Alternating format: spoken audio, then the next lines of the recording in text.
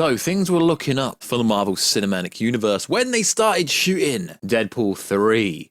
Although when information came out that Ryan Reynolds can no longer improv because he's got a writing credit and he's classed as one of the writers for Deadpool 3, it started to look downhill. But now with the Mephisto bought the Avengers Towers storyline potentially coming up in Ironheart, did Mephisto really buy the Avengers Tower from Tony Stark that we heard about in the latest Spider-Man movie, MCU movie? Interesting. So, what is freaking good, YouTube? Wish you here. If you are new around here, make sure to subscribe to never miss any of the Marvel, DC, Kaiju, Monsterverse, pop culture based content that I try to cover on a daily basis. If you could, subscribe to the channel and let me know down below. Did Mephisto buy the Avengers Tower? Where the frickin' hell's Mephisto been? He was supposed to be in WandaVision, didn't show up. He was supposed to be behind the dark hold in Multiverse of Madness, didn't happen. There's been so many theories about where and when Mephisto is going to turn up. Also, there's been so many theories and rumors about who bought the Avengers Tower. So many people allegedly bought it. Reed Richards apparently bought it. War Stew apparently bought it. Victor Von Doom, Mr. Dr. Doom apparently bought it. So in a recent report, apparently it's been bought by none other than Mephisto, and it's gonna somehow correlate to the Ironheart TV show.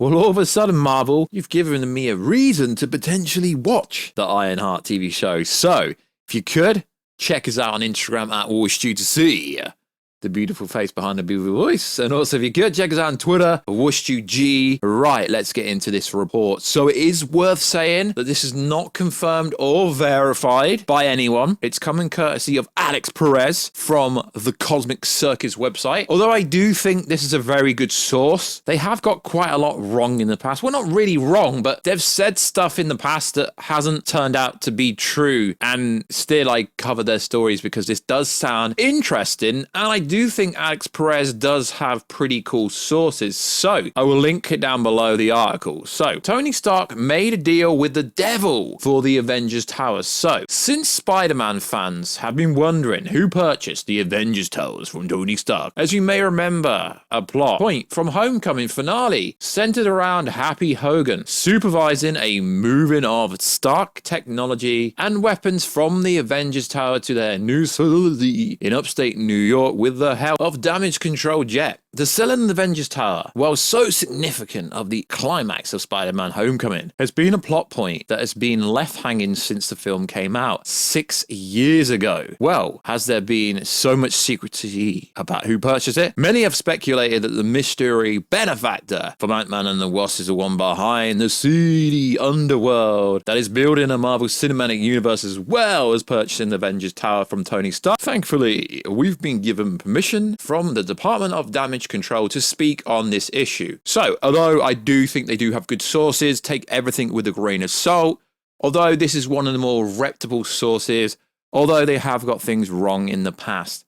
Our sources can exclusively confirm. Now, when a website or a YouTuber or any social media platform uses their platform to exclusively confirm something, in my head, that means Alex Perez, who's written this, is saying that he thinks it's 100% factual news, as in this is happening. And so it's not a rumor. If you're going to put the word exclusive on something, that means this is 100% true. So, exclusively can confirm Mephisto was in fact a mystery benefactor that purchased the Avengers Tower from Tony Stark in Spider-Man Homecoming. As of right now, we can't confirm if Tony Stark knew he was making a deal with the devil, or if he did. Why he made a deal with someone like Mephisto.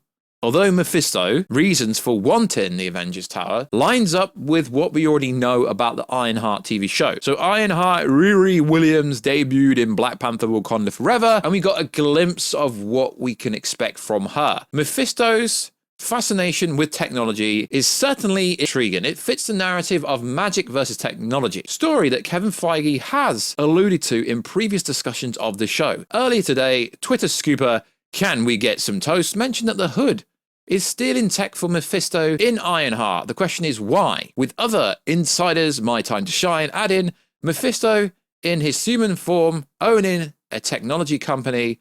Still has no elaboration on why Mephisto is seeking out technology, although his role in Ironheart, as well as purchasing the Avengers Tower, works well with Ironheart, who is spiritly continuation of the Iron Man series. Now, I don't think this is far-fetched. Can we get some toast? My Time to Shine, both credible, both somewhat... The thing is with scoopers and insiders, they're always going to get some things wrong, but this does line up with a lot of other information. So, it goes on to say, with the big reveal of Mephisto's new business, standing high in New York City skyline, it feels like Mephisto's presence in Ironheart is going to be huge. He'll be casting shadows across the technological landscape, causing havoc for Riri Williams. It went on to say some additional information.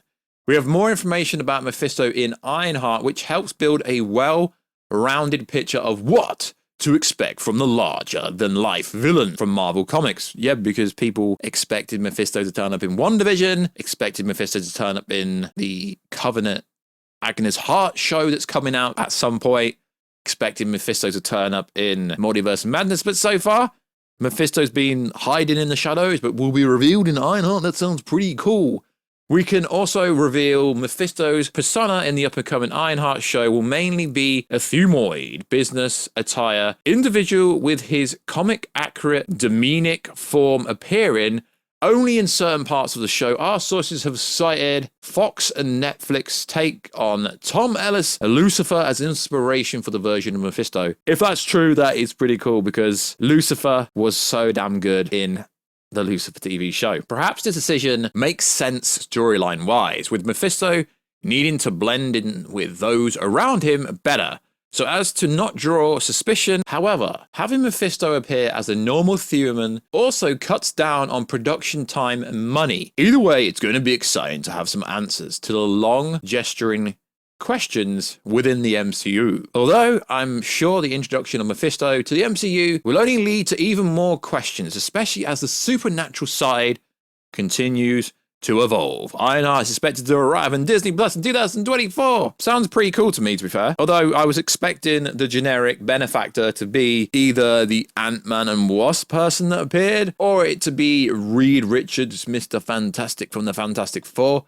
That is what most people were expecting. Now, as I say, although other insiders, Twitter scoopers who can be trusted have all jumped on this, it doesn't necessarily mean it's true because others, like My Time to Shine, etc., have had some things wrong previously. Take, for example, the casting of the Fantastic Four that's officially been revealed. If you actually do some digging, it's not been confirmed. They've allegedly been offered the roles. Adam Driver being Mr. Fantastic, Margot Robbie, and co. Apparently, it's not set in stone, so it's interesting that all scoopers seem to back each other up, but there's no affirmation and no confirmation. I'm not particularly happy with the Fantastic Four casting, if that's going to be the final version of the Fantastic Four casting. I think Margot Robbie is the only good casting, if you ask me. If Adam Driver is coming to the Marvel Cinematic Universe, I mean, the whole Disney Star Wars stuff he's connected with, it wouldn't be hard for him to nail a big job at Marvel, to be honest. I personally think Adam Driver should actually be Victor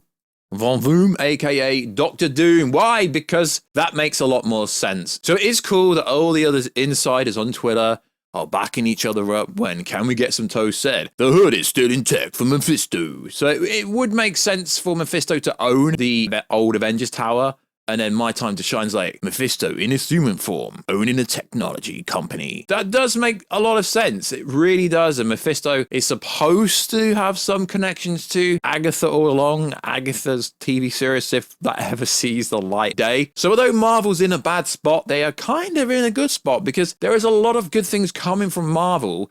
If you look outside of the whole Jonathan Majors, Kang is going to get recast, although apparently, according to insiders, he's already being cast in case they need to do that at the end of Loki Season 2. Apparently, that's already been filmed before the writer's strike, which is affecting a lot of things. Deadpool 3 has recently gone into production, and fans are not happy, but it's almost like fans don't understand how filming works, because they're like, yeah, Ryan Reynolds can just do improv. Ryan Reynolds is classed as a writer. He's getting a writer's credit. He's part of the Writers Guild. So he's part of the writer's strike in a way. So the whole improv, which is one of the reasons why Deadpool is beloved so much as Ryan Reynolds, he can't do it. And if you looked, there's a post on Twitter, there was also a post on Instagram, and fans are going riot. They're like causing a riot about it. But it's not needed because there's some things called reshoots. The writer's strike will probably go on for 6 months. So whenever they do the reshoots, they can add a bunch of new scenes and stuff there.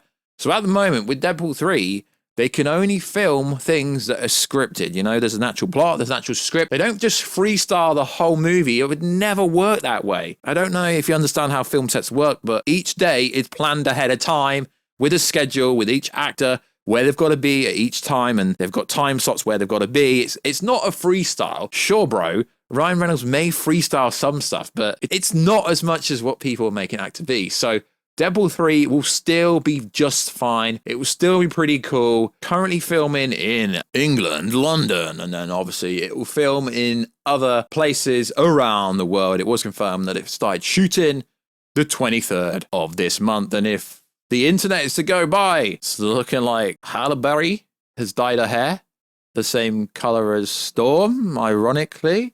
Does that mean anything?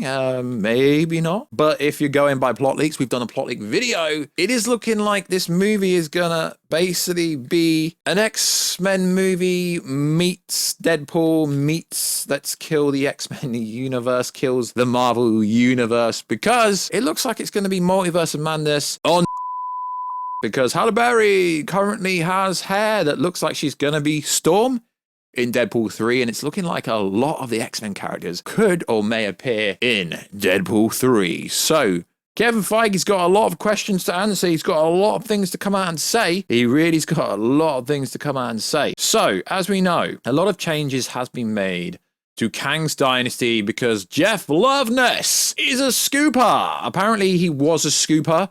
He denied that. He denied the fact he's a scooper. But the most interesting thing about that story that came out is he didn't deny he'd been fired from writing the Kang's Dynasty. He just denied the fact that he wasn't the Watcher, that he wasn't the scooper. So that pretty much affirms he's been fired to write the Kang's Dynasty. And it is if he was the actual leaker. Because if you think back to it, and Marvel subpoenaed the subreddit, the whole plot leaked. Was it him? We don't know, but someone on set, someone very close to the movie, leaked some stuff because it still doesn't make sense. And I've been doing this stuff for years. It's still, and I've never had a plot leak be word, it was more than a plot leak. The whole script, word for word, it was 1-to-1. It was so darn close. Was Jeff Loveness a Twitter scooper? We don't know, but something was very sus with that whole scenario. Also in the news, so it recently came out via a bunch of industry insiders that there are a lot of contenders for who is going to be directing Secret Wars, which in fact will turn out to probably be part 1 and part 2, but that's not confirmed and verified. So Sam Raimi is being considered. There's a lot of people being considered. And there's a lot of contradictory information going around. John Watts is also in the equation. Jon Favreau is also in the equation. The Russos are not in the equation because if that was the case, they would have just done that. And I don't actually think that's going to be a case. So we've got a writer for Secret Wars, allegedly. But Twitter being Twitter, a lot of people want Daniel Cretton to direct Secret Wars as well as Kang Dynasty. He did the Shang-Chi movie. Now, personally, a lot of people don't agree with this take. I don't rate him as a director. Maybe he can change my opinion when they actually release the Kang's Dynasty, but I think Shang-Chi is one of the worst movies that came out during Phase 4. So I don't want him to direct Secret Wars. I think Sam Raimi would be cool. I think any of the choices would be cool, to be fair. John Watts would be cool. They're all Jon Favreau. He's proven himself before. Whoever Marvel and Disney do end up deciding to direct Secret Wars, they're going to have a lot on their shoulders because that movie is going to have to be the biggest movie ever made, realistically. Bring Christopher Nolan in to direct it. That would be out of their budget. I don't think Christopher Nolan would take it, but if Christopher Nolan was available, that would be pretty darn interesting. So also, Sam Raimi is apparently directing Doctor Strange 3, which I'm not against that either, and or to be honest. But yeah, it's going to be very interesting. San Diego Comic-Con this coming summer. to see what the frickin' hell is Kevin Feige actually going to come out and say, because everything he announced at last year's San Diego Comic-Con, most of it's been changed or discredited or is nowhere near close to coming out. Imagine announcing the Kang's Dynasty and Secret Wars, and literally there's been no progress in it because the writer's been chucked away now, and during the writer's strike, they can't do anything for Kang's Dynasty until it's over. So these release dates are all going to have to shift massively. So within this video, we've covered the latest and greatest Marvel news over the last few days. I decided to wait and put it into a longer video rather than making shorter videos about absolutely nothing. I don't see the point in that kind of content personally. So we've covered so much in this video. So hopefully the title makes sense. Likewise, guys, let us know everything down below about what you think is going to happen in the future of the MCU and Phase 5 and Phase 6. And can Feige save it? Yes, I know Guardians of the Galaxy Volume 3 has just made over $700 million, but Ant-Man 3 is a Phase 5 movie. It lost money. Guardians is a Phase 5 movie, sure, but narratively speaking, it's not going anywhere. Sure, the post-credit scene sets up a new Guardians team if they want to do that, but realistically, it didn't narratively fit into whatever's going to happen with Kang or Doctor Doom if they go that way. But if they do, they should get Mr. Peaky Blinder, Mr. Tommy Shelby, Mr. Cillian Murphy to slay as Doctor Doom, because that's the only option there is. So like always, guys, check us out on Twitter, WashGG. Check us out on Instagram at WashG to see the beautiful face behind the beautiful voice. Like always, subscribe to the channel, turn notifications on, all your comments down below. And I'll catch you in another video very soon. Catch ya later.